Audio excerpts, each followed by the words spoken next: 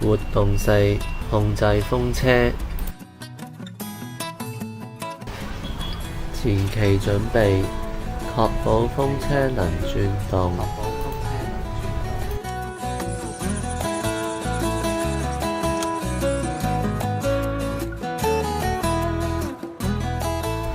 第一，開啟錄溫。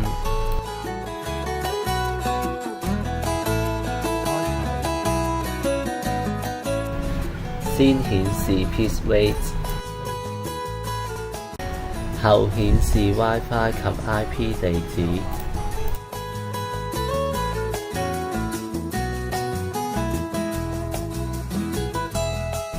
第二，連接 WiFi， 選擇剛才顯示的 WiFi。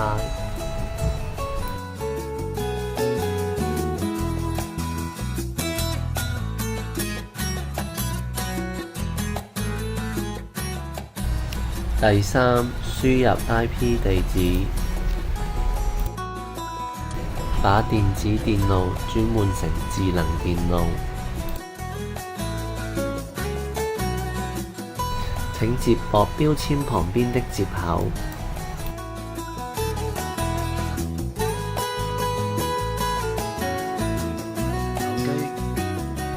開啟手機程式。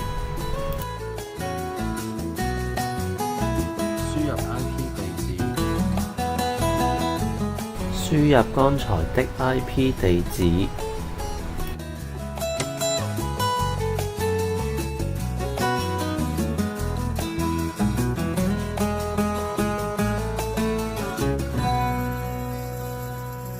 開啟，